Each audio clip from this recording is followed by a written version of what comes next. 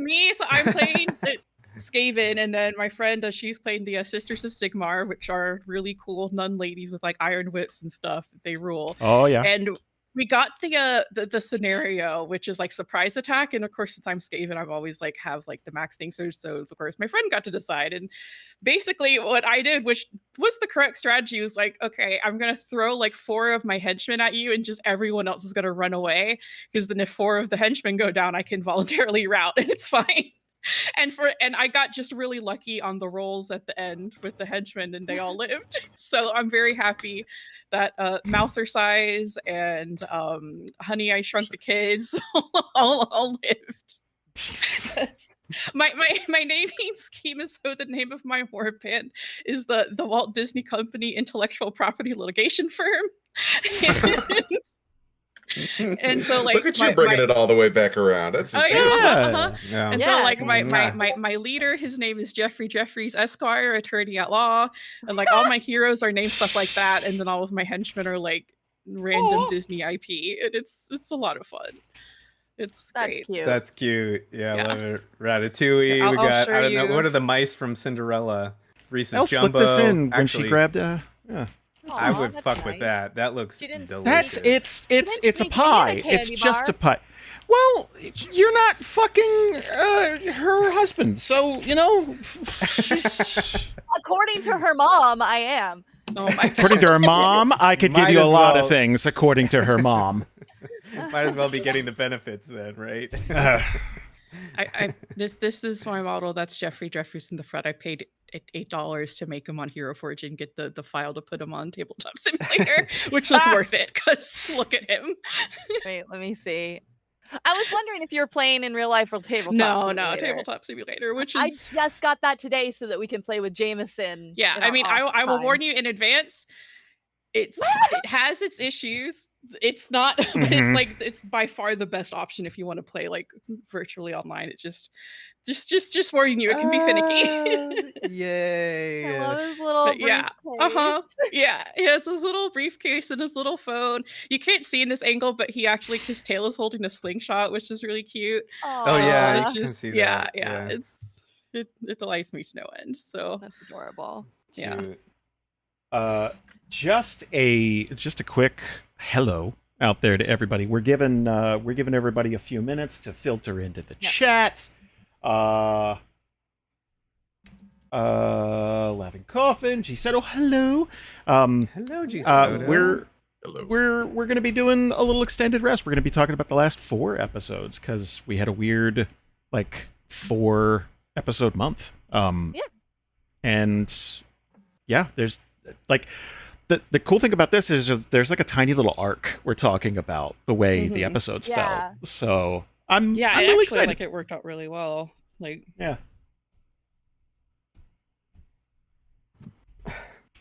back to bitching about companies though. Let's please don't. Hey, has anyone else watched K-pop Demon Slayers? No, but I keep hearing about it. I've heard it's good, and I was like, I did not know I was going to, and then I did. It caught me. It surprised me. Me too. I have some friends that were supposed to be watching Indiana Jones. We were going to be doing a watch along, and they said, "We're watching this instead." And I said, "I'm alone in the house tonight. I guess I'm doing this now." And that was definitely a movie that was on. Yep, that's how I felt. Great. You didn't even watch. You watched 3 minutes of the opening. It was the longest 3 minutes of my life. That's just me though. That's just it. Just appeals to none of my interest. It's not my vibe. But I like the running around with swords killing demons. That's a vibe I'm okay with. And the demon designs were so good. And the songs were amazing. I liked it a lot. Yeah, I keep seeing that big cat everywhere. The big cat. And the big cat. Yeah. And the crow. The crow wearing a hat. I like that they had a crow wearing a hat.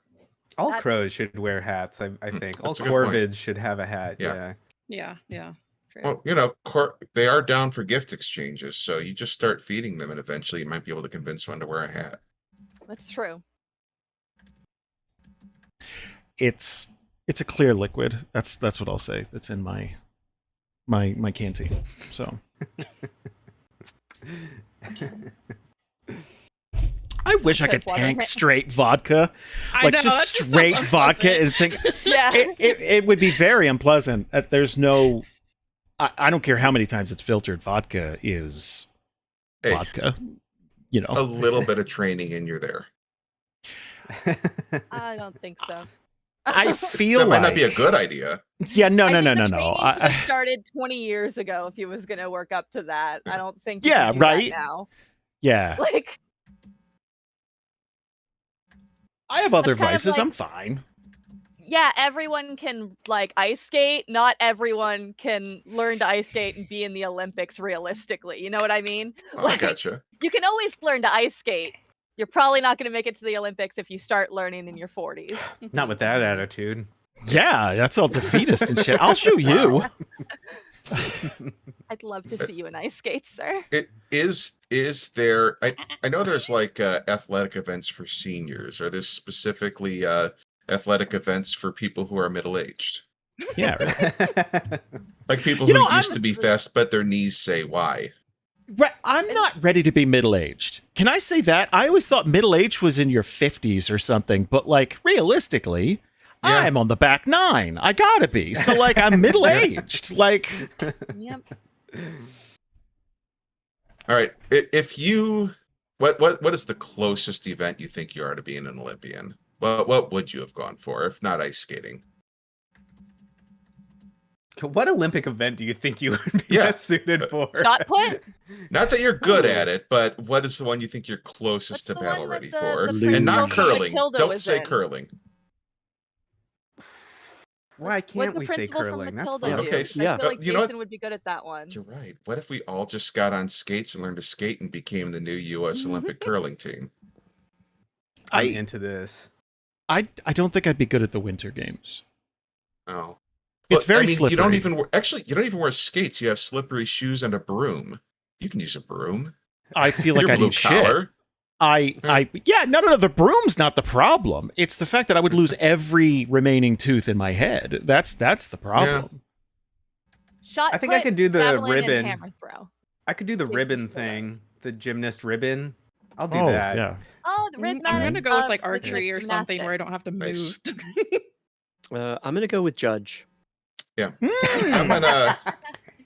I'm gonna go with Olympic diving, not because I'd be good at diving, but because I could make it up to the top of the board before panicking and having to climb back down. Yeah. I could not climb back I down. could do swimming. I'd like to do swimming. I think that would be Swimming's my nice. favorite. Yeah. I don't want to dive though because that's too synchronized scary. swimming. What about There- synchronized swimming? That would Ooh, be. there we go. that'd Put be on the kinda little fun. hat. Put That's on the like little dancing hat. and swimming together. I can do that. Yeah. Yeah. Can I I used to be the pretend I could do guy in that pools. you remember the Turkish guy who shot The shooter. the Yeah. shooter, but like they never show the target, so I can look badass and yeah. like not even. It's like That's- blam blam blam. As long as they never show the target, like it's like Be the man. target. Like, why Yeah, not? be the You know? It's a whole new I don't know, I Olympic don't- event. It's like the I don't most think you could dangerous look game. as badass as that guy. Perfect. That guy was so cool. No, he was pretty. It's archery. Laughing Coffin says archery. I would love to legitimately. I'd love to take up archery. I've always wanted to, and I've never. It's fun. I've done it quite a bit at like Girl Scout camp and stuff, so it's Yeah, been a while. But like it is. Yeah, it is same. I was fun. gonna say, how many Girl Scout games have you been to since then, Kelsey? Yeah, I I got said my it's been a while, archery like, I've merit done it. badge back in the day, but it's been a million years. Yeah. G Soto says, "Is there an Olympic sport for getting punched in the face?" There is boxing. I mean, you don't have to be Yeah, good sure. at it. But you get punched. Yeah. Yeah. Taekwondo. Yeah. Oh God. I love it. C. Bailey, U.S. male life expectancy is 76.1. So middle age would be 38.05. All But right. don't worry about Let's go. guys. I wouldn't stress. I'm doing my best to generate enough stress in my life that I can get that number dropped even lower just by being an outlier that they didn't remove. And I am on this. I got this. You want Thanks to for be Here's the the dropping thing. the Tiger curve. George? That's of right. Yeah, life I think expectancy.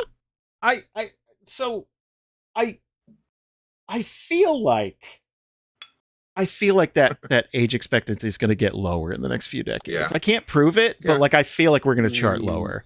I mean, I feel like it was higher even a couple decades ago. 10, 20 I years don't ago, know. I feel like it used to be higher. The U.S. doesn't chart very well on life expectancy either. Fast food.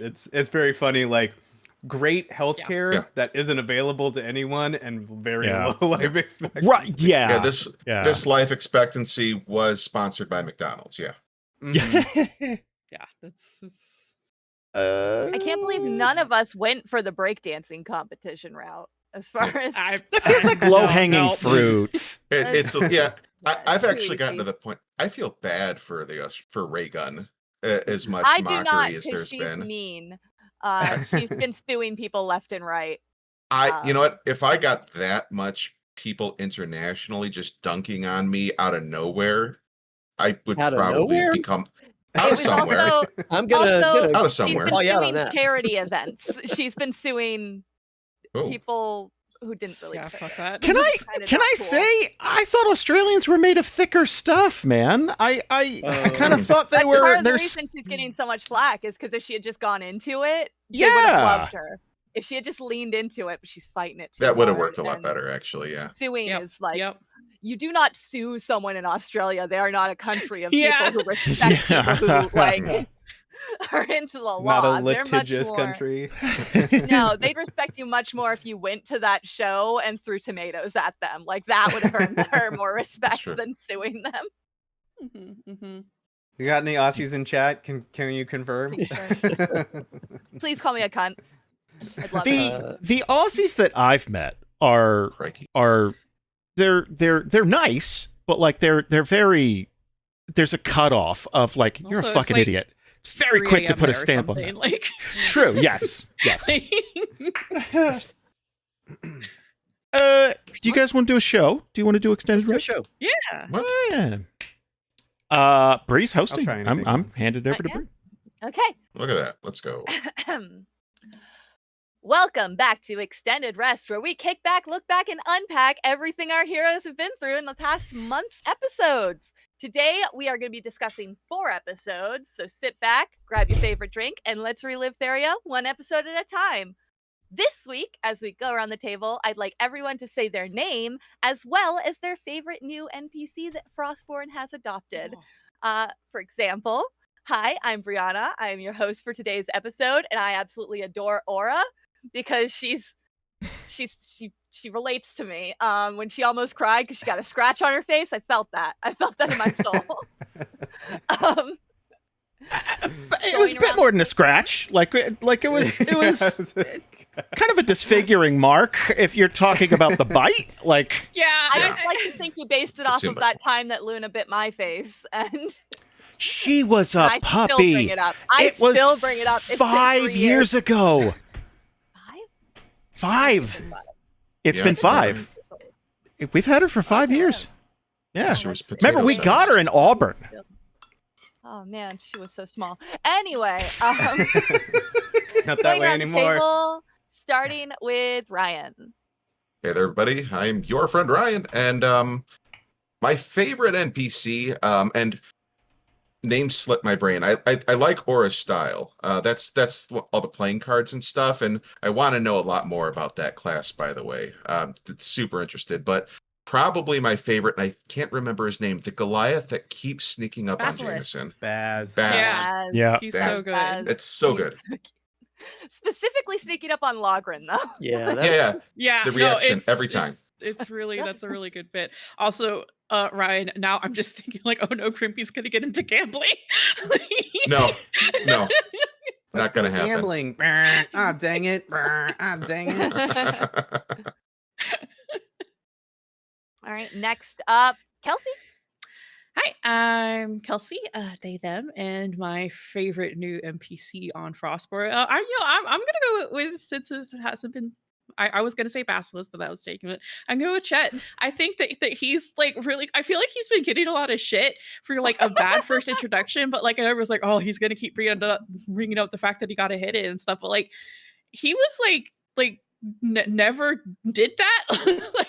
like after, like especially when like He Aura really was didn't, hurt and yeah. everything. It's like he was like completely like in the moment and like doing his best and all that. So like I don't know.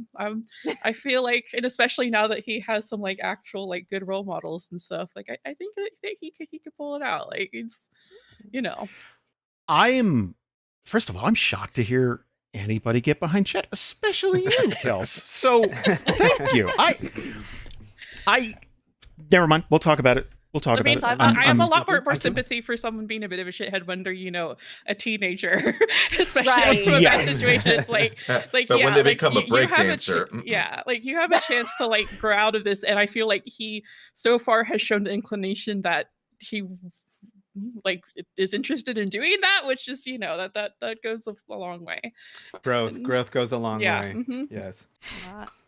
And Ian. Oh, sorry. And- There you go. you had just spoken. You were very like you had the Just the thing roll into it. It's like directly out of just start talking. Just Hey, I'm Ian. thought it Any pronouns good. And I like Aura too. I just like that she's got style and panache and a gambler, and yeah, I think she's awesome. what you eat. And she loves Chimera, so I mean, I gotta love her. That's true. What are you eating? It looks yummy. Yogurt and banana. Oh, I haven't Mhm. tried that combo before. It sounds good. Yeah. And Jasper. Hey everybody, I'm Jasper. I really go back and forth because as we're playing, I actually gravitate to whoever's sort of is doing a thing, and I really like Aura. I do like Aura. I like that she's got this aura, this luckiness around her that I keep forgetting about until it's really helpful. But I will always have a soft spot for Vetty. Vetty hasn't done a ton lately, but Vetty was like she's the OG. Like she's the first one who brought us into that mix of folks. So I am also curious where she got the alchemist fire. yeah. Well, she stole it from her parents, right? Yeah, but like, why did they have it? They make that stuff in Aubrey. What's going on? Like, I have questions. Hey, Not about Aubrey's like her safe. stealing it, but just like why it was there to steal in the first place. You know? Like, It is kind of like a child taking out a gun where it's like, yeah, I stole this from my parents. It's like, well, first of all, you shouldn't have had access to that. Second of all, what kind of gun do you have? Because also, there's man, different levels. I'm so glad that didn't go badly because, like, I remember like my experiences traveling with Alchemist Fire to group before, and that wasn't even the big stuff. Like, that has taken out so many Patreon groups. Can I tell you? Like, so many Patreon groups. Ryan knows. Last but certainly not least, Jason. Hi. I don't think it's right for me to have a favorite because then. Well, who's your favorite PC? Oh, okay. Well, then that's easier. You know what? How about my favorite person as a person? Yeah, just give it to this group here. Perfect. Yeah, no. Well, Jameson's out. We know that. Let's. I want to go back really quick. I'm trying to make. It's very difficult introducing 4 NPCs at once that are a part of the group. I obviously want to develop them as characters, but I don't want to step on the toes of anybody, and they're supposed to be nobodies. They know nothing about this. So it's very difficult to make them like, hey, there is a lump of clay here. You can be molded into something. You have potential. And without making them total liabilities, right? Where they're just, it's like, ugh, we're babysitting these kids. It's like, they're right on the cusp of like, that's fairly beginner adventurer age. It's like 17, 18. You know what I mean? When you're, so they're going through their prologue, I look at it like, and I'm trying not to overshadow what you guys are doing because you're doing such a good job. I don't want to derail that. And I'm very surprised you decided to take them out of Aubrey and take them on the road. It's I am still too. Yeah, very I was shocking. kind of like So- shocked when that happens. Like, wait, why didn't you guys just send them to Frostport or Well, something? well, like, why are you taking them? Because So and we can that get all into this. happened. That'll happen in episode let's- 10, Greased Up Grace, which is the first episode we're going to be discussing. I'm doing so much better at hosting is this time, perfect. guys. Thank you. So you guys met Felix, who was a prisoner of the Templars, which was already like a super dangerous situation to be in. He was on church ground, which was not great for Chimera, if I recall correctly. But he's the one who kind of introduced you to the group of kids, and I'm a little sad that he got left behind. Poor Felix. I mean, it's less confusing for Jasper, but It is. I'm so he got left, grateful. well, he got like, it's just whatever happened to you No gave him Child like Left Behind? $5. Felix wasn't a child though. Like he was Yeah. in his 20s. He's a young he's man, okay. Yeah. He had responsibilities to like take care of and stuff, and I think those kids very much fell under that, where they were much younger when he met up with them and stuff. So yeah. I am glad he turned out to be in his 20s, considering how sexualized he was during the like. Oh yeah. Well, it wasn't that he turned out. I think we turned that on when we knew that he was. Like, yeah. we weren't I like, don't think you knew that children were. I don't think you guys knew that that was a part of the plot yet. That there were. Yeah, underage no. anything. When the kids So you're were fine. introduced, they're no. But Yeah. it's a very horny group. So like This is a very horny group. Ian, adding Ian to the group you right decided away. to put Ian on there. Like this is. You knew it was gonna happen. You've seen What are his you gonna do? Instagram. Which I really hope you're getting a lot more followers on Instagram because we keep shouting it out, Ian. I hope that- Maybe I barely use. I barely use it. I throw something Yeah. up every once in a Wow. while. Sure. You gotta keep your Yeah, mouth these sappy, old yeah. things, I don't even know, guys. What's an Instagram? Am I holding this right? I don't know. Don't you dare.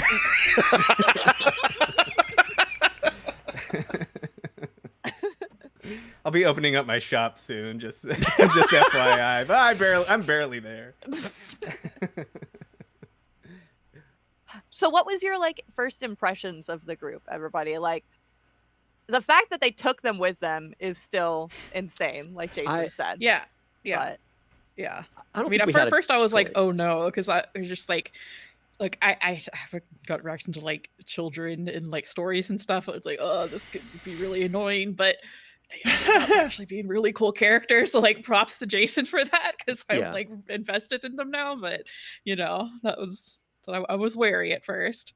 It's hard. It's a hard thing. You always want to make a Clementine, not a, like Clementine. God, it's such an old reference now. But Walking Dead. the original Walking Dead, the Oh, Telltale yeah, game, yeah. like a very interesting child character. Yes, you have to protect her, but she's a character. She's not just an NPC. Yeah. And you don't want to make like the president's daughter in Resident Evil 4.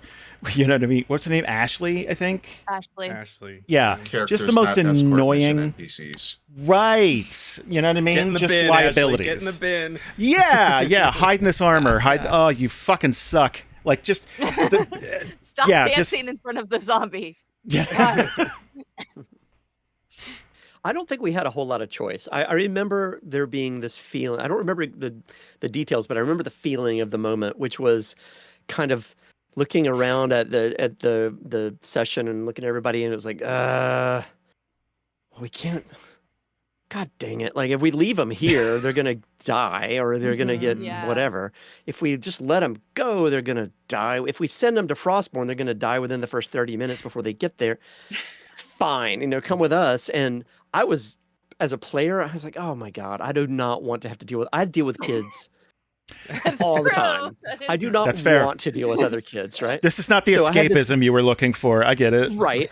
On the other hand, but it's actually turned out to be a really interesting sort of arc. I like You it. get Like to it's be the interesting. fun aunt, which is not something you're afforded in real life. Mhm. Logren's the dad. That's you're so the fun true. aunt. Like, So true. isn't it great? I love being fun aunt. So Yeah, okay, it's fu- go ahead, please, go Ian. I just real quick, I was gonna say that like I think when the episode came on, I was like, oh no, we're gonna be like babysitters. Like I don't know, Mhm. and I was like, I don't know if that's what our characters are gonna be into. Yeah, You know, uh-huh. like that's what I was kind of worried about. Is like I don't think. Certainly Chimera is not like a nurturing type. So like Yeah. you know, and everyone else that we've kind of run into has been. Well, I don't know. We've had good interactions with people, but it's never been like, "Hey, let us take care of you." You know what I mean? Yeah. Like, it's never been altruistic right off the bat. Yeah. So I was like, "Oh, this is going to be real interesting." And yeah, it's really turned into something very cool that I look Mhm. forward to. I think it also helps that they're kind of funhouse mirror versions of the group in a weird Yeah, way. yeah. Yeah. You know what I mean? Yeah. Like, Vetti's a very inexperienced version of Nythera, and Aura obviously jives with Chimera as a person, and Baz gravitates to Logren whether he likes it or not. Where they went to That's that, that's like a little baby duckling that got taken in It's so, immediately. I Like, keep Yeah. remembering that he's 9. imprinted. I'm just like, oh my god, like I'm please, so scared for him. like Were they 1-to-1 almost by design, or did that just kind of like Intention. adapt that way as you played them? No, I created them as characters before, mhm. like really kind of before we had a group together necessarily. So the similarities, like I figured in real life these characters would kind of see something of themselves in the so like obviously Fetty and Nythera are easy, but like Ian's the one who kind of spoke up when it came to Aura. And it's like, oh wait, hold on, like, and that kind of connection, it's like meeting someone you jive with in real life. Like it's just you go, oh shit, Chet's the only slightly odd one out, and that's almost by design because he's kind of like he's old enough to have been out in the world enough that he had bad experiences. And Yeah. I think the That's very what next we're gonna episode say. that's going up, we're getting into it. Ooh. Yes, Mm-hmm. I'm editing that one now. Oh, I'm so excited because Jasper, there was what do you like think? 'Cause- when there was like a hint about his backstory, and then Jameson rolled a 4, and I'm like, no, we're never gonna find out about Yeah. Brightport. I'm like, Well, so to that point, so Ruby's from Brightport, and this is they Chet and Ruby have been sort of not circling next to each other, but just sort of Mhm. around each other. That's the, like, And the I feel like Eurovision that's thing. what's that? Like, I do feel like they actually do have a lot in common when it comes to who they are in the group too, because Ruby's definitely the one, like, the one who would brag the most, the one who would, which is kind of what we've been making fun of for Chet. She just learned how to reel it in and make it likable. Yeah, I think and she that's probably what went he through that hasn't- at some point. She's Yeah. been there, and then she quickly got it either beat out of her or like life beat it out of her in some way. So I feel like maybe there's a little bit of Brightport. You said we haven't had that quite that conversation yet. I think that might be in the future. Yeah. I was going to ask you how you felt about the fact that the way it was laid out, it's like, well, Chet's yours. Jasper, how do you feel? Yeah, no. I didn't like. Okay, there's a fun byproduct to this because, with a couple of exceptions, I would say the party's interaction with the outside world has been a little selfish and a little, like you said, it's not very A little. altruistic. Yeah, like it's self-serving. We have a plan. We have a of course. Right. And 100%. this is something where you're clearly not getting anything out of it. It's just God, like for Yeah. whatever reason, it's like fine, we can't let anything happen to him. Let's go, like that type of thing. So, I don't know. I think it's a nice character growth moment for each of you guys to have something in the party that you're caring for, the egg that you have to keep. Yeah. You know. Yeah, 100%. It's cool because it's like dynamism, right? Like you start at one place and you become something different at the end. I feel like in the 13 episodes we've posted, we've done a lot more character growth than some arcs. Like already, True. Unfortunately, yeah. And again, it speaks to being able to play so regularly. I think that's Yeah. the key. Yep. and it's we've had groups that have had 6 members. It's a small group. It's not 2 people. It's not 3 people. Of course, there's 4 people, but it's, I don't know. The story already exists for how these characters know each other, and so there's room to grow rather than room to just hear a backstory, right? Yeah. And I think that's interesting. And being able to play, weekly roughly is great. Oh yeah, that's the cheat code. I think is playing every week. Yeah, no, that's. I've been PD chat Trump for years now, and I'm glad to see that I was right. I don't know why we didn't just do this before, guys. I just. Sorry, Bree. No, you're good. So the next episode 11, First Day Jitters, is the first encounter with the Rare Rats. Oh, for first, there's something in episode 10 I want to bring up, which is that I don't know how Jameson thinks he's going to stay in charge of this fort that he's sent back like 800 out of 10,000 gold to. I just thought was very funny. It's like, I feel like Logren isn't that invested in it, actually. I just think it's interesting. I would guess, and Jameson's not here, but I would guess that Logren's position is more along the lines of, it's not that he is not invested in the fort. He's just not invested in giving all of his money to a bunch of people he doesn't really know. That would be my guess.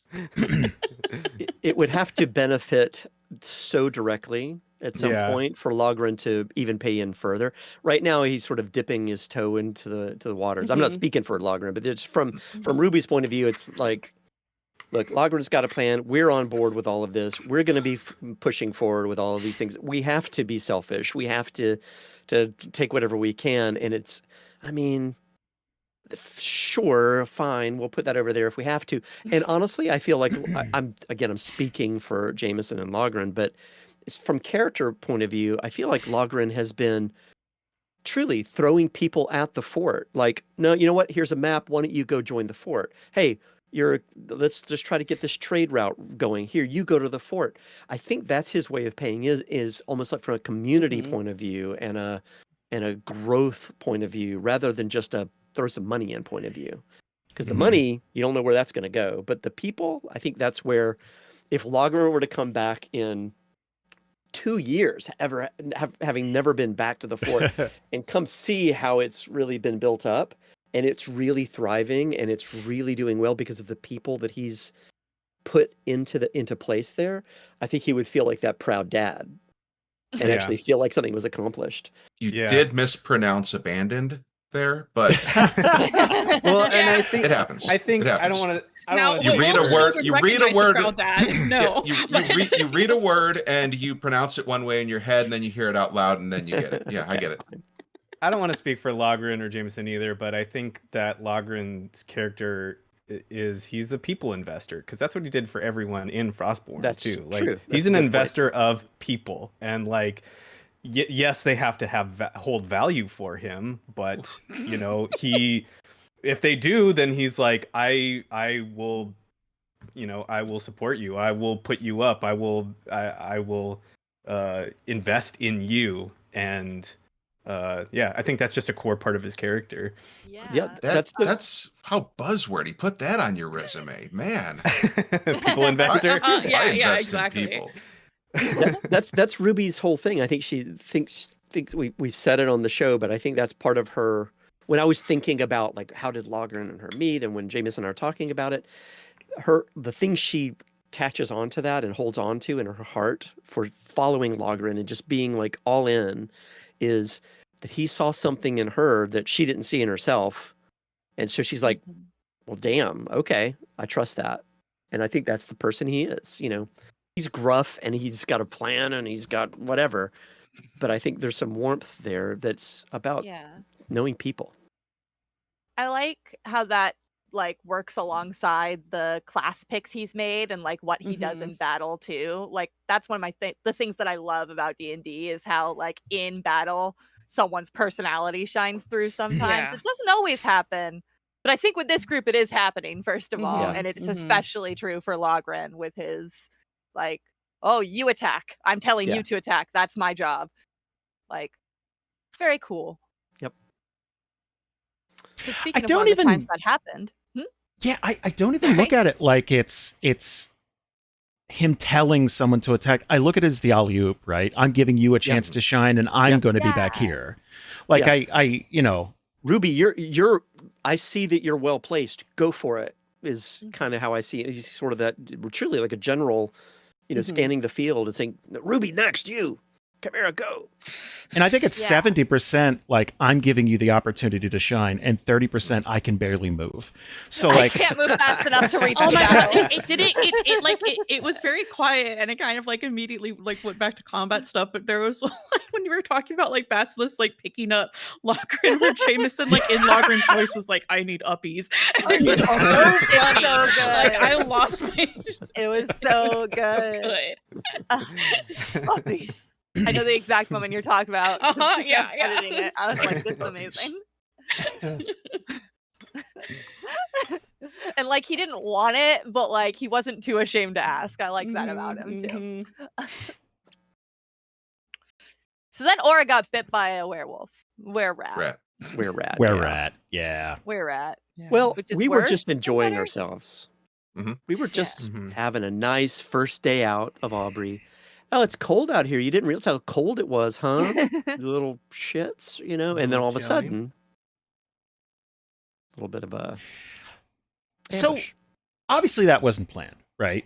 that I thought we were just going to lose.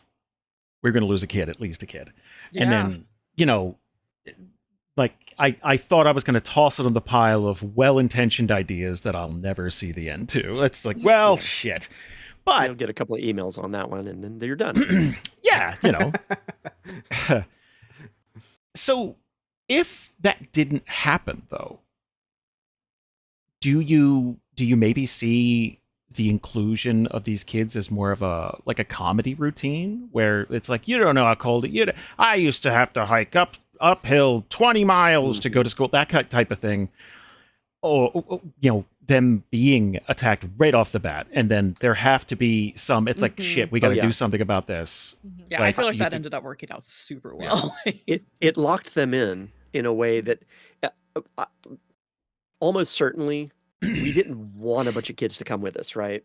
And then if everything had been fine, it would have been more about how do we get rid of these kids, kind of a thing. Right. And where can we dump them off eventually? Yeah, can you take these kids for, when we get to the caravan or something? But now they are that egg that we're holding and protecting, and kind of I'm guessing, but maybe all of us are remembering our first time becoming an adventurer and getting out there in the world and getting scrapes, and like, no, we got to invest in these kids, because maybe like Logren would sort of secretly think, if we invest in these kids, it'll come back to us at one, But I don't know. I feel like we would have tried to not get rid of them, but we would have quickly found our way to dispose of this relationship. Of the bodies. Of the body. Yeah. I genuinely felt like a failure when the bite happened, and then we were talking, like I kind of stepped back and like, it's like, well, there's this and you guys, he's like, well, we need to go find a cure. It's like, fuck, I just hijacked this campaign. I'm so sorry. Like, that was not my intention.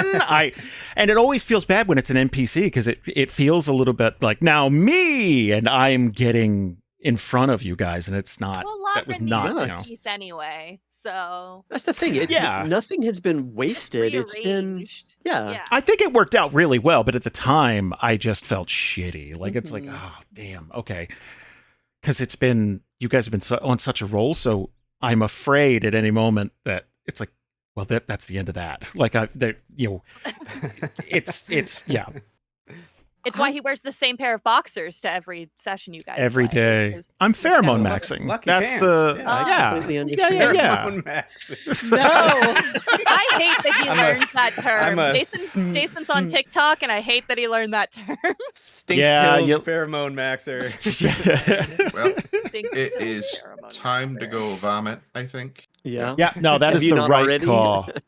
Yeah. That is the right call. The Reese's was a bribe to keep me away, I think, from Elle. It was it's a So good call. I do like you said at the beginning that this kind of feels like a little mini arc in a way, and I like that, and I think that's not a terrible template to think of as we move forward too. Like, I keep coming back to this idea: Logger's got this plan. We've got a thing. We're like, go, go, go, go, go. But this is a big major plan. We haven't even gotten into all of the details. We haven't even really been diving into all of that. And eventually we will. But if the enormity of that plan and the goal of that plan is not let's do this in a few episodes, 8, 9, 10 episodes and be done with it. It is vast and is going to have a lot of journeys and travels and side quests and stuff that's going to happen. And this is the perfect example of, well, crap, now we've got this to deal with. You know what? It's actually worth dealing with. And you know what? It's not, and hey, maybe we'll get some wear teeth out of it. Great. Sure. Check. No. But maybe we don't. And it feels like X-Files. It's like there's the aliens, but then also there's the monster of the week. Yeah. You know, I love monster of the week episodes. So I like that. Oh no, go ahead. This episode, this one we're talking about right now, the first were-rat fight. It did have a couple things that I didn't want. This is where Chet got that first big swing that we were talking about earlier. Amazing. Which Chet's come in clutch a couple times in fights with the big swing so far. So this is the first one. The other thing I've noticed is Nythera in fights really does seem to come in and turn into a blender periodically. And is this just Nythera's just so well constructed, or are the dice just helping tell a story? Or a little bit of I think it's both. Because Susan's not a min-maxer. She'll make a completely random character if it's better for story. But I do think that A5E merges story with mechanics better. Like that whole origin system. That I think that's one of the things that helps make those kids feel like characters before I ever roll a die with them or anything like that. I think Susan's luck has been such that, like, you remember, clicking in both sticks in God of War and activating rage mode when that fills up and and just tumbles through 2 or 3 or 4 monsters and just eats them alive. Yeah. It's funny. I like that it's become a meme. Almost, it's pretty good. It's funny. And the thing that, like, we've had this happen before where someone baked themselves up before a fight and then the fight happened and they immediately went down.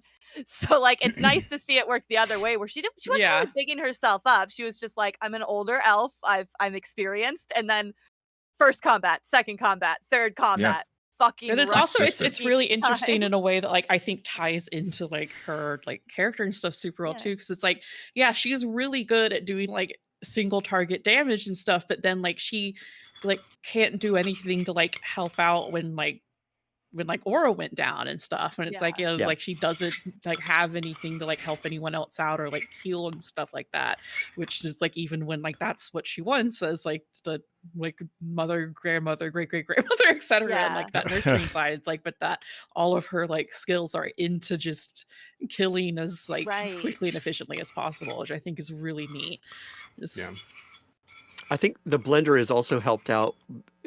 Once again, back to story plus mechanics is, I think we've talked about this before, but the fact that the 4 of us have had a history and it's not the first time that we're fighting together. We kind of have our way of doing things, and, like Ruby jumping on Logren's shield sometimes or something like that. It's something they've done, and Nythera doesn't just go up and start stabbing. It's Nythera goes close to Ruby or close to Chimera, and Chimera's doing, we know what's going to help her.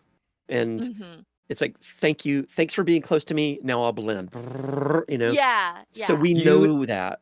You nailed it, Jasper, because every combat that we've had has mechanically has been like exciting and engaging, but I think we've done a really good job of making it feel like it has a history, and that's been really cool and fun too. And we did that, a little peek behind the screen. We did that too. We did like a practice fight, and we were doing that, like we were figuring out like what our characters could do, and practicing on the table and stuff like that.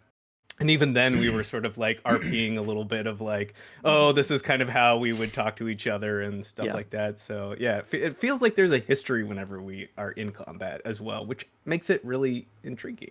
It would not be as fun as if Nythera were to come up and roll the dice, and the damage is done, and then we move to the next person. Yeah. Like that would feel so not fulfilling. It's more like that. I don't know what's really going on. The emotions happening and the struggles are articulated, and I love it. I don't know. And I'm not I hate combat, but I'm enjoying the combat that we're having. I mean, 5e combat is so much better than base. So I mean, good. A5e is better than base 5e. Yeah. Mm-hmm. Which, by the way, if you like A5e, you should go to levelup5e.com and use our code DNR for a 5% discount. DANDR. DANDR.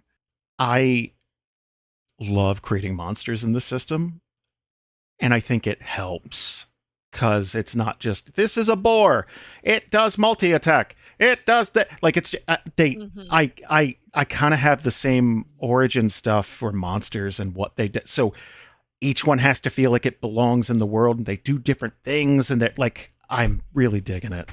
So does this mean the next plague rat we see is going to be wearing leathers that have playing cards on it? For the Patreon groups, I actually have some really cool stuff coming up.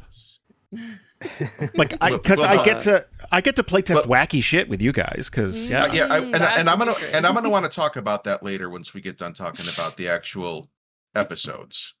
Sure, put a pin in that if you don't mind. Do you want though? Oh yeah. Patreon group? What's a Patreon group, and how do they become? It's a great question, Jasper. So, okay, we got this thing called Patreon at patreon.com/DANDR. You can go join that.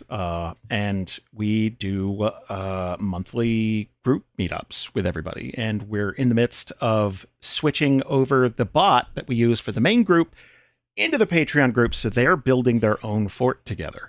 Like it's their own canonical thing. So we've had a lot of fun building up to that and kind of learning A5e together. And next month I'm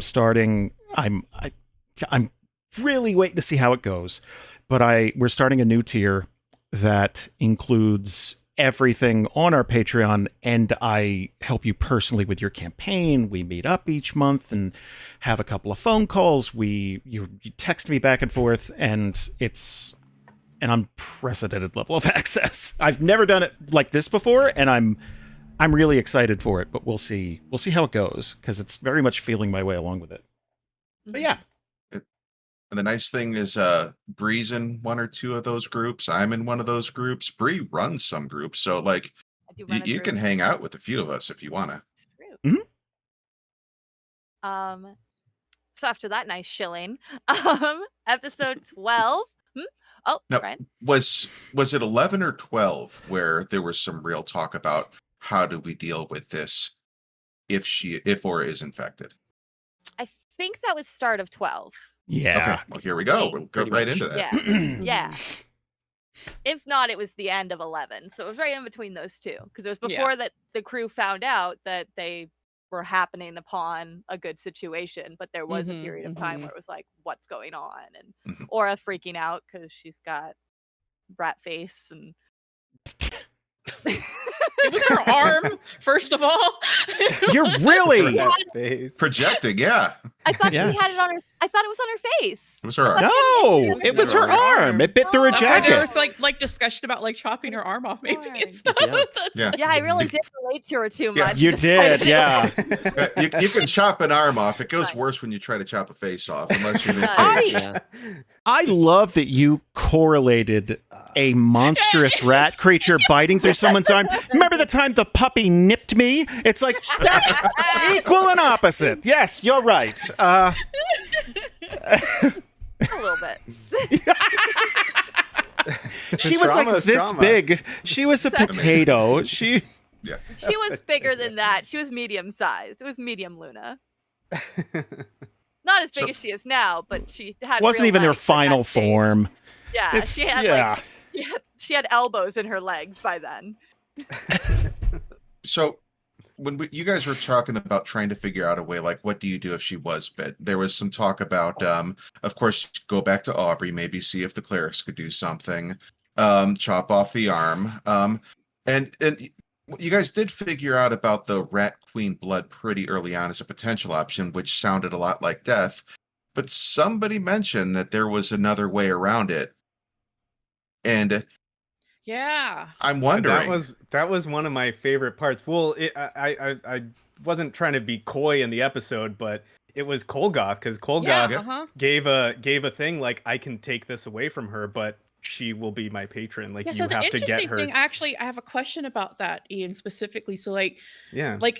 because what's interesting to me is that, like, Kolgoth was, like, talking with Chimera about it and didn't just, like, go off on his own to ask her, like, in secret and stuff. So, like, I'm wondering, like, is that part of the way, because of, like, the way that Kolgoth is, like, tied to Chimera, that, like, he can't really, like, do that without Chimera knowing? Or, like, what... Or is it just a respect issue? Yeah, He's or like, is it no, I just, like, respect that's Oh, like, the why- relationship? Why Yeah. didn't he? Like, why didn't he Yeah. bring it up? Go straight to Aura. Yeah, Has- like, why did has- he, like, ask Chimera about it and stuff? Like, Has why it not? happened where Kolgoth has gone behind your back before and you kind of had to reach an understanding because of it? Yeah, that's... I mean, I don't know. I think Jason can probably answer that, but at least in my head, I think, like, in my head, Kolgoth has many patrons because he's a demon, you know, and that's what demons do, and that's what warlock stuff is about. Chimera just thinks that he's his favorite, you know. Like, Well, but there was that stuff that they found in the library about the, like sticking with the one bloodline and stuff. Like, I don't know. Like, it seems like this might be a bit different. oh, that's true. I did forget about that. Yeah. I can fill in a I did gap or forget two. about this extremely Jason. important information about my character. That Wait, was are we? How much about would to you get a like to lore drop? reveal, Jason? How much Yeah, It's a Let lore us drop. inside Kolgoth's head. Can we talk to Kolgoth? Oh, we don't. But let's not go that far. Okay. The disgusted. We don't do a video version of the show anymore, but the disgusted looks I get from my friends. It's so funny. I can picture it so clearly. Little, like, hands coming up and everything. Mhm. Me too. Also, I've mentioned this to Ian in chat, but there is Kolgoth has his own song, and it's from Monument Studios, and it's called "The Marquis of Doubt." It's dope. That's So good. It that is fades good. in, Yeah. and the number of times it's faded in and then faded out real quick because it's like, no, leave him out of this. It's one of Swiper, my no favorite- swiping, and then he goes away. Like, it's Yeah, it's one of my favorite little bits where sometimes it'll only come in for like a few seconds and then go out again because he leaves. But it's fun. So Chimera's bloodline is definitely like the long-term ride. Like that is and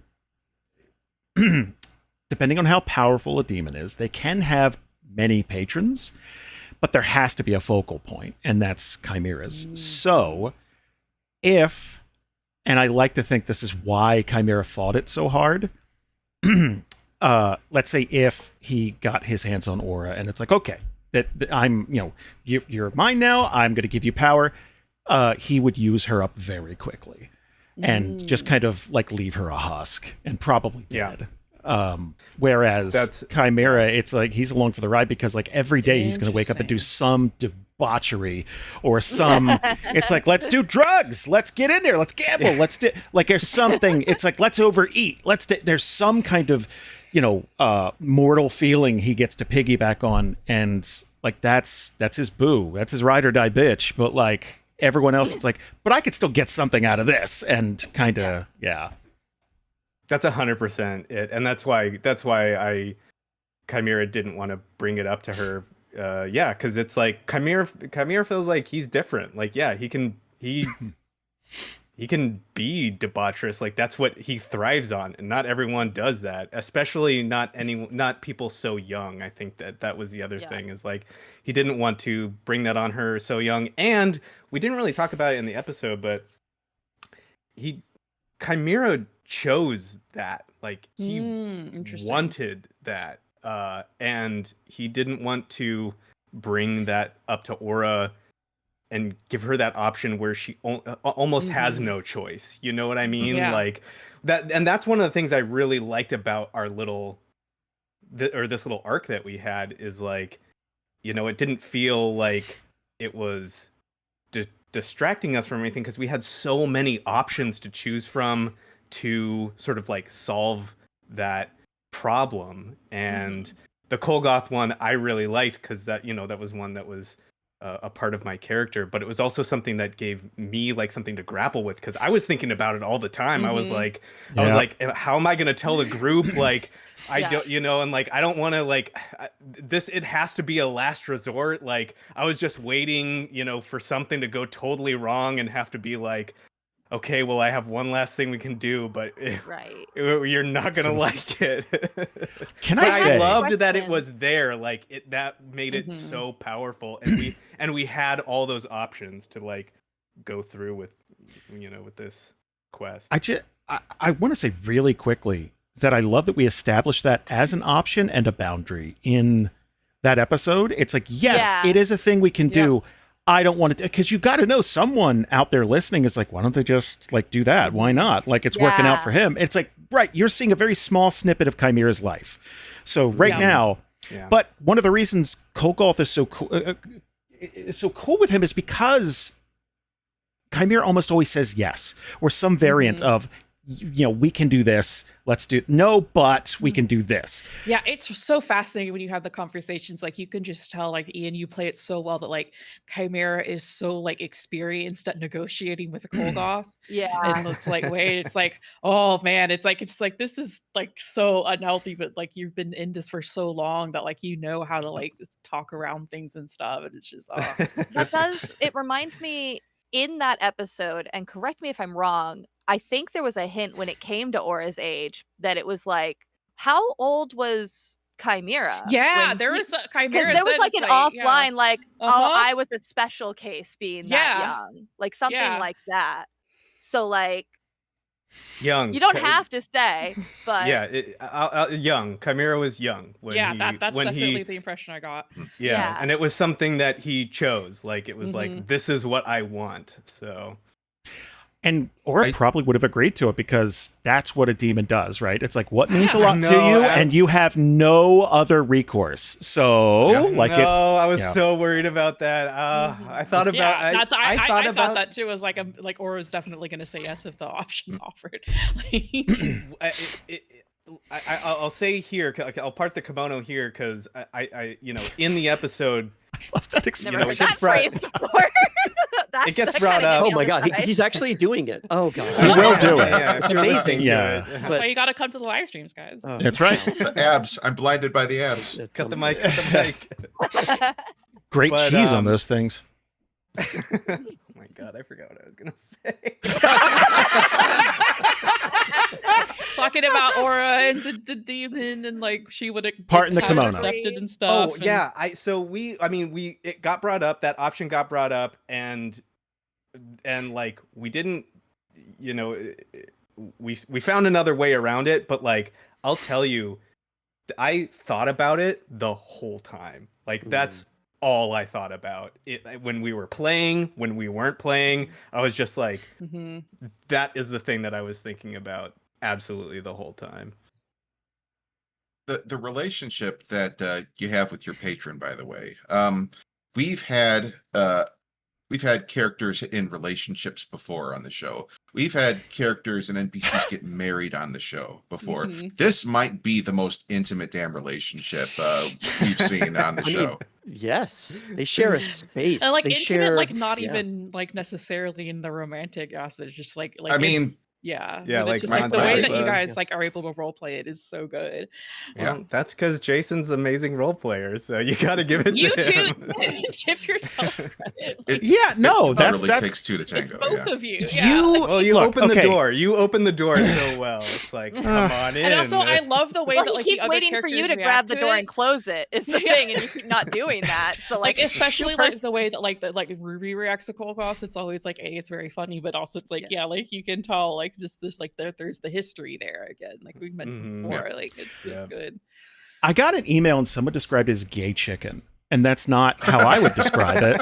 I get it. What part of everything going on like reads as being chicken? Like I don't. Yeah, that's the thing. I think it because the way the listener described it, the way. I don't think you could put a sexuality on a demon. They're up for anything, especially one for. It's like whatever. Like let's go. Yeah, it's like Kolgoth uses he and pronouns. I don't think like the demons have gender the same way we do. Probably like they don't have bodies the same way we do. It's but like I look at it as a role playing with Ian, I pushed it a little further and a little further, and it's basically like, you tell me when Chimera would have cut that off. And it just got to a point where it's like, yeah, they've been together for decades now. So like, yeah, there's very little fabric to like separate that. There's, you know, and this stuff with Aura is probably the first time, maybe in a long time, that Chimera said no, and it was concrete. There was no but. It's no. And it kind of comes up. That's another thing that comes up in the next episode. It's like, ooh, oh my god! And I thought about that. I've been thinking about that I'm since very we did it. excited. I'm just like, oh no. It was also interesting because like Chimera's like, well, we can like find you someone else in the next shot, even someone young if you like, or something. Like it was just like really. That was oh interesting. man. Yeah. and I think at the time that made total sense for the group, because it's like, yeah, they'll kind of do what they need to do to get ahead. They'll steal and now it's like you're hearing more of how they grow up and their backstories and how they get along with these kids. I think it's harder to imagine you just tossing like some kid to Kolgoth and just like have it. Like I think it's tougher. Yeah. It's to buy time. I'm almost curious about this alternate reality where you had said, yeah, let's do it. You know, Kolgoth, let's fix her up. I would love to see what Ruby and Nythera how they would have reacted to that. Because I think Not it would good. not have been not like, oh, don't do it, haha. I think it would have been. That jumps you really far into the Ironhide scale immediately, right? Like it's like, why do we hang out with you? Yeah, absolutely. Yeah. There would have been a let's take you aside. We're going to take you out here and we're going to chat. It would have been a big role play moment. Oh, for sure. And I don't know where it would have gone. There were two but times when I thought it was absolutely going to happen, and that was when we were discussing about stuff to do. I was like, well, if we go in this rat cave, we could be fucked. So if, you know, there's an easy way out, if there's a way out that, you know, doesn't sacrifice all of us, that's when I thought I was gonna, you know, have to bring it up to the group and be like, well, I've got a way, but at that point we didn't know if she was really infected. And so at least like in my head, like thinking as a character is like, you know, Chimera as devil's advocate would always be like, oh, well, what if she's not even infected? You know, like we wouldn't even need to do any of this. What's the least amount of effort I can do to get through? And then the other time was in, well, I won't talk about it, but in the episode we just did, you know, I was like, oh, it's gonna happen now. And my stomach was in knots. So. There have been a couple times before where there was some talk among the party. It's like, can we actually like sever this bond? And you're like, no, it's mine. I choose it. But like, it does feel like, just by the way you guys are describing it, that even if you're not at the very tough conversations about how do we continue interacting with you while you have this bomb strapped to your back at all times, it feels like that conversation is getting increasingly around the corner just from the way you guys have described it and a few of the things we've seen in previous episodes. Well, I always feel too that like going back to sort of Logren and his investment in people, like I feel like Logren is like Chimera. I feel like Logren tolerates some of that because it's like, we can use this. This might be this is potential that we can use. And there's always that needle that you're talking about, Ryan, like, or Jason too, you know, like when does it tip over too far into liability? Now you're a liability. Exactly. Yeah. Yeah. And I like that. I like that tension that is happening. I think it's really interesting. And from the outside too, I would imagine that, and I think you're exactly right, Logren sees that as a big potential. In what way? I don't think Logren would be like, I don't know. I just know that there's a lot of potential there, and I think that that's something that could be usable. It could be great. It's gonna be something I need, and I think Chimera knows that, and I think that's been explicitly talked about between them. Right? It's like, are you sure? It's like, absolutely. Why would I get rid of you whenever you've got both of you? You know, kind of a thing. Has probably been discussed at some point. I don't know. Oh, for sure. Yeah.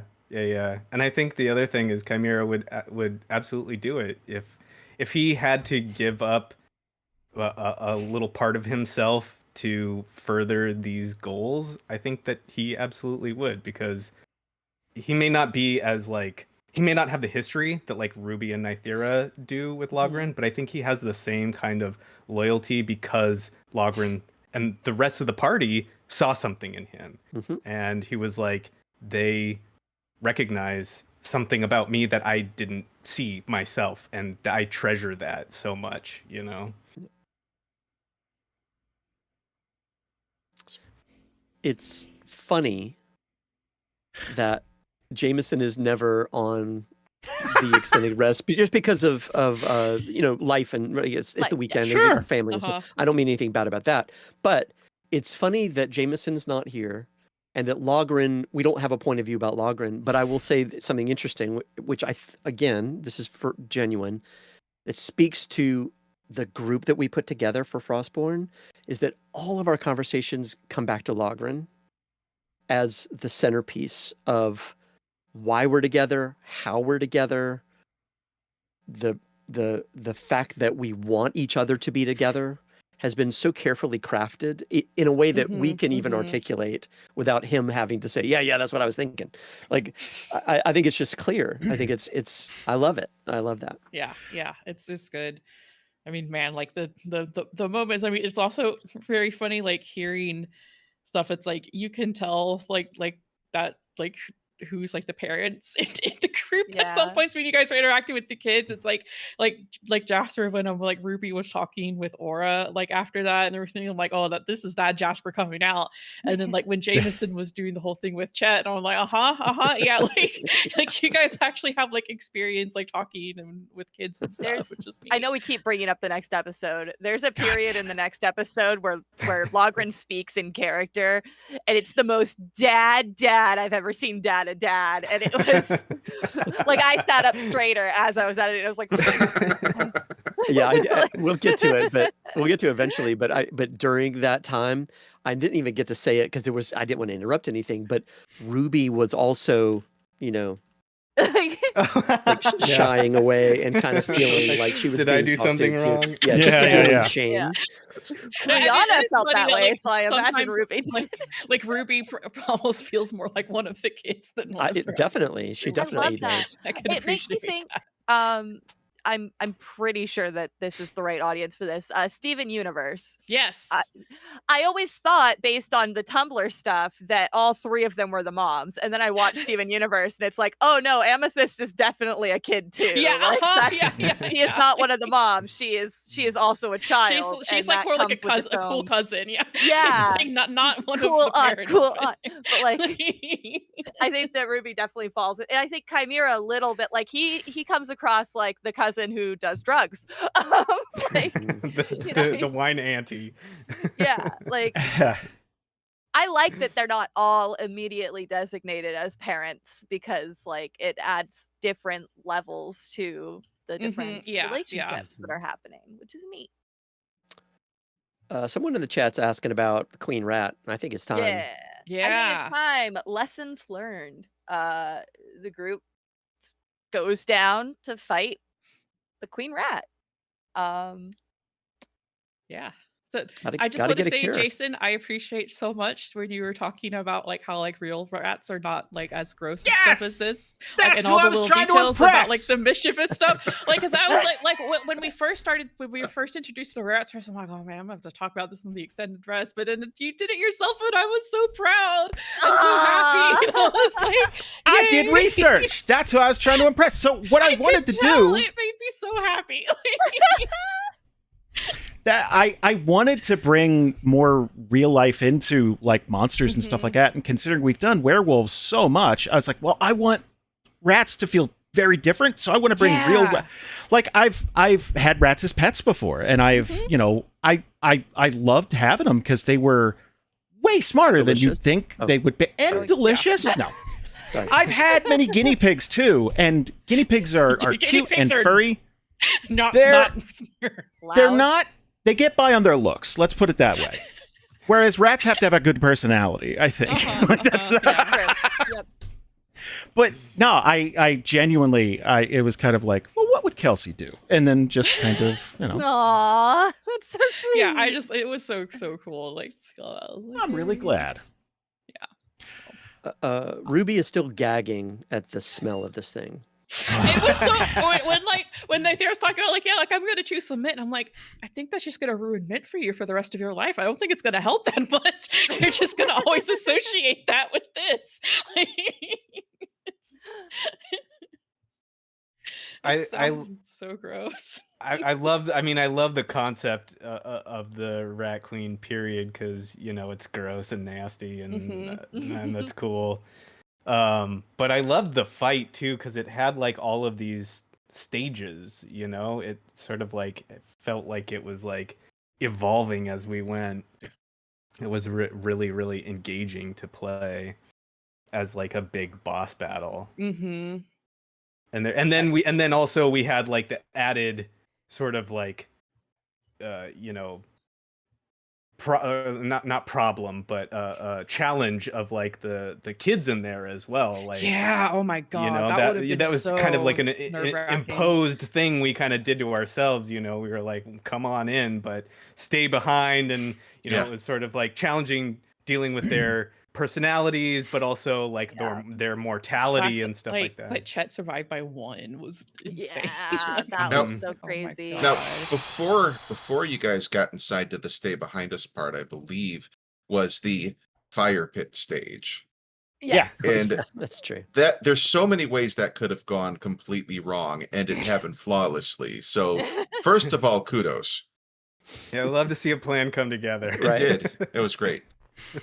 I was worried too, because we were like, are we gonna build like tree smashers or pit spikes, or like we were talking like crazy stuff, and even Jameson was like, oh, we'll just build, I don't know, like a some kind of big mechanical thing, and I was like, is that something we can do? How much time do we have? Okay, so my problem with playing somebody like Ruby, not problem, but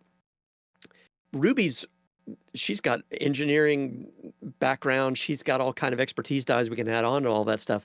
Jasper does not. So it's like, what do you want to do here? And I'm like, I don't know. What would Ruby do? Like, I have no idea. So what would Ruby put together? What would she have thought? I had very, very, very little clue as to how to manage that. So whatever we did, we ended up with something, and it ended up working. And that's, I'll take my hands off the wheel after that. It's like, great. That's what we thought, is playing a character that's smarter than you about something. Yeah.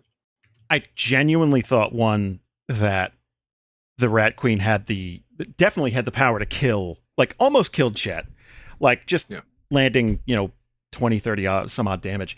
But there was going to be a sub boss that I threw at a Patreon group, and it's a Rat King. And it's essentially several large rats tied together. Yeah. Like several. Yeah. And I was like, that's a neat idea to kind of play with.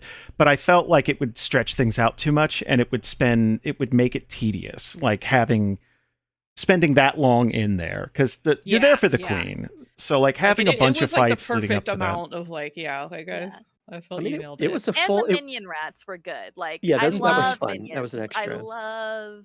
You have to waste a turn, but you get to look really cool in that turn. I love minions. It was a good. It wasn't a slog combat episode that I'm sure happens. Really trying to avoid many that times, right? This wasn't. This was a combat episode. More, from beginning to end. But it was a story. It was a narrative combat, and it made a lot of sense. And there was a lot of growth and a lot of. And again, when we get to the next episode that's about to come out, it's like. It all gets down to this, like, all right, everybody, listen up. We got to figure out what's going on here. Moment. So I don't know. It wasn't just like it wasn't mechanics. It was more than that. I like it. Yeah. I like that Bask was a good boy and just stayed behind Logren the whole time. He's such a good boy. And still got knocked out twice. I know. Yeah. he got bapped up. I want to make sure we don't get through talking about the fight with the Rat Queen without bringing up the extra rats that came out of the folds of the Rat Queen to attack you. So because that was too horrible not to just. I love how Jason would say something happened, and then the group would be like, "Okay, how do we make this grosser?" Like, you guys just keep throwing out ideas.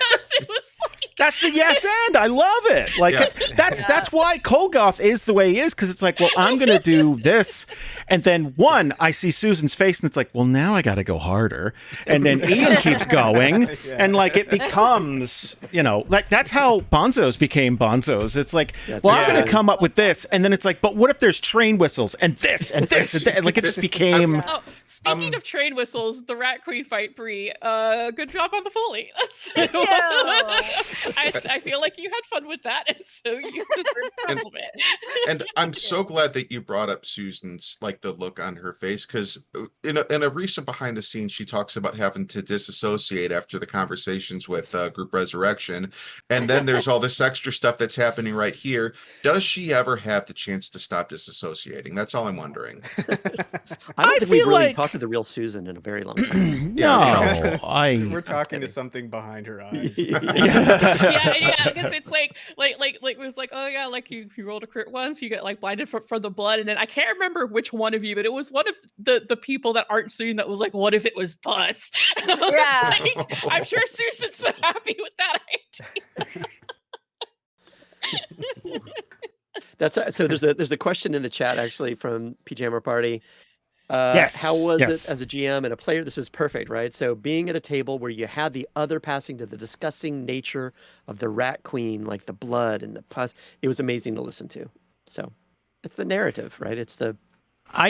That's what makes D&D or any, well, most tabletop RPGs. That's what makes them what they are, right? It's I have hosted games where players are very passive or trying not to step on each other's toes, and like you could tell you guys have been friends for years.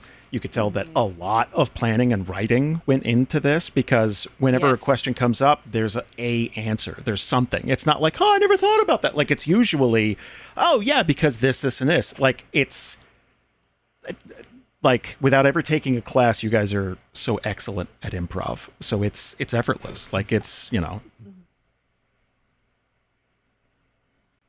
Even when discussing Rat Queens, and gross. You're all gross too. That's the So thing. Like, There's a lot grossness. of trauma, a lot of damage that's dealt with.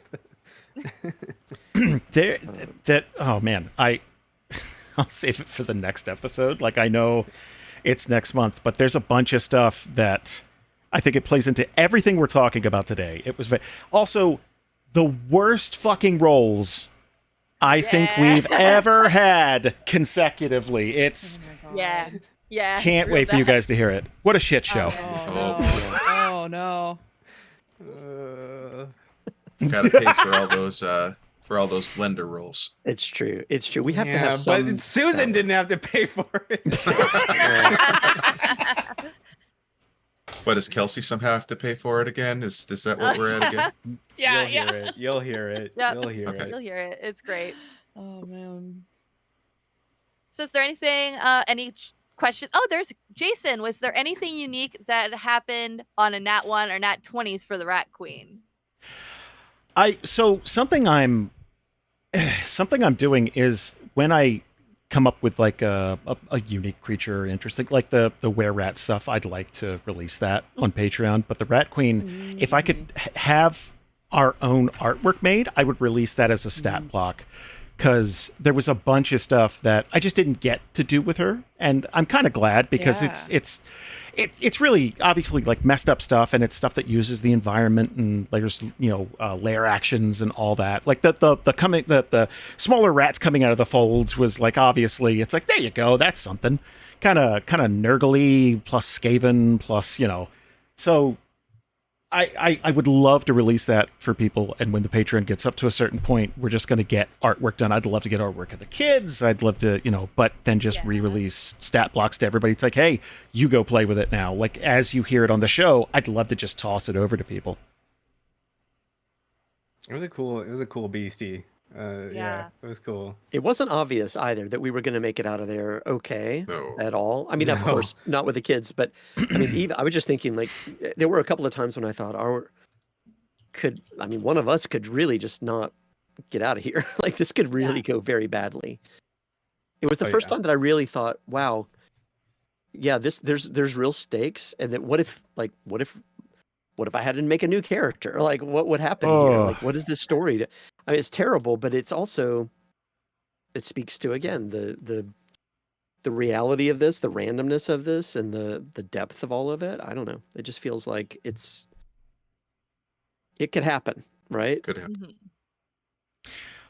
While we're sitting here talking, I would love people to ask more questions on the Discord server, because we're caught up. We only have like 1 or 2 now, so get them in there, because we answer all of them living in Theria. Yeah. Yep.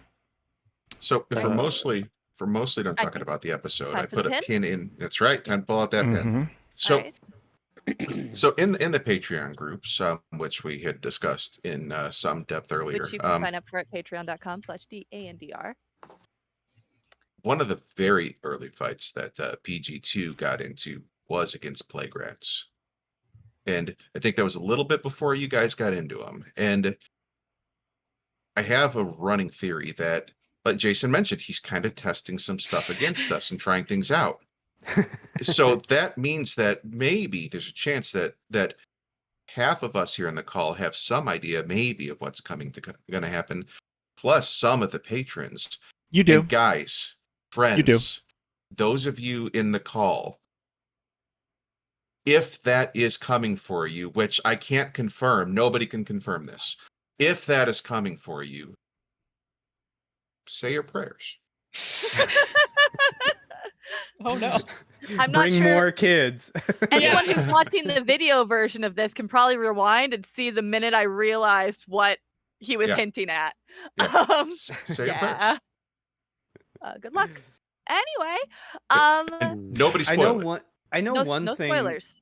No. I know one thing before we close out that was really cool about this whole thing was like, you know, the meeting the were-rats or having them like attack us, and like there was a sort of like through line story about them a little bit that happened, and I don't know how much of it was prepared, or I don't know how much of it was like happened as we were playing it or whatever, but just the idea that they were like starving and having issue, and like this little community was like, you know, like we ran into them and they were kind of like having this whole problem, you know, and like, I don't know, I thought that was really cool too. And it just kind of unfolded throughout, you know, like 2 or 3 episodes. It was like, oh, that's kind of neat. That's like one of those neat little environmental storytelling things. Yeah, like, more lore.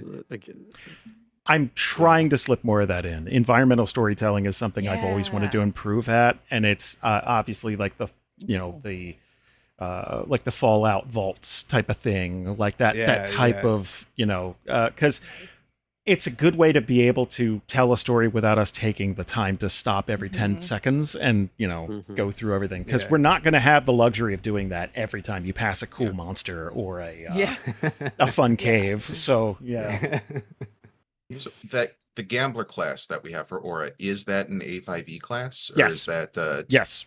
Ooh. Yes. So it's an A5E class, and as I was messing with it, I wanted to build my own subclass instantly. It is so interesting, and like it almost there's a character in Expedition 33 that kind of kind of tarot cards, and there's kind of a you know, but it's similar to that, but it's luck based in a game that's all about rolling dice. So I don't know. I'm really having fun playing around with that. She has abilities that helps without making it like, you know, overpowered. Like I'm showing up every time there's a roll that needs to be rolled or something like that. Yeah. God knows that didn't help in this last session. I tried. Oh no. Shush. I know it's bad. No It's more. just bad. No more hints. That's exactly enough hints. I forgot to say that everything on our Patreon's 30% off right now through. Whoa. Nice catch. I'm going to make it through July 3rd. 2025, in case you're listening to this at another time. 2025, yes. Just hit me up. You know, if it's like, you know, 3038, I'm ahead in a jar, just hit me up and I'll, I really like this because one of our last T-shirts that we had only went through until the new Pope. Yeah. And this deal is only going until the day before a day that used to feel special when I was a kid. What? Sorry. Here's the thing. Hold on. I want to. No. Let's talk about the 4th of July. Are we doing Fuck that. this? Okay. I didn't mean to. I'm sorry. This is my fault. I did this. I She want was to make talking that about this special earlier again. today. I love the idea of taking the flag back. Right now, when I see an American flag, I feel sad and scared. Fuck that. Fuck those assholes. Fuck the Nazis and the racists and the homophobes and the bigots. Fuck them. They do not own the American flag, no matter how many pins they put in their lapels, no matter how many big fucking flags they hang off their F-150s. Fuck them. They do not own that. Well, you're Jason not came going to with hear me better to the No America than Kings that. rally, and he was really inspired and liked it a lot. So I genuinely was. It was nice really to cool. see people just push back in a night. Like, no one got hurt. No one. It was just nice. I don't know. And yes, we have a GMP coming up about it. So if you're on our Patreon, you can hear all about the No Kings rally we went to. You can also hear on Patreon the Java group, which reruns if you want to hear what happens when your group gets into a fight and you're a bunch of teenagers that don't know what they're doing and you don't have cool adults with you to help out. You had some. New episode just dropped. Did. Yep. It's true. And Jason helped me balance that fight, which might have been a mistake. We did have some adults with us, Selma, which is the only reason we got out alive. That was not going well. I will listen to that and I'll take notes because I don't feel like I lean too heavy on the danger. It helps when you, like, one of your party members doesn't do anything because she's a child. The other one can't roll to hit to save his life. Ah! It's just like, so proud. It was a lot. So can I say to you, Ryan, it was also our first combat in the system was this. So, I feel like the stress of real life has been draining the luck out of your dice rolls in every group I see you in, like recently. This is that would explain a lot. I'm gonna be honest. I think what we need to do is have you play a few games with Garner so that he can pull that back to him, and then I'll be okay. Yeah, you need the other Ryan to take some of the hits. Yeah. I'll be right as roses if you do that. But yeah, it's Java's a lot of fun. It's a really good group. Java is fun. Is there anything else we need to say before we close out this episode? We chilled. We talked about episodes. I think Extended Rest is getting better every time we do it, and I thank you for hosting again, Bree. I really appreciate it. Yeah, thanks, Bree. Good job. Thank you. Check us out over on Patreon. Listen to the show you're listening to next week too. And bye. Bye, guys. Bye.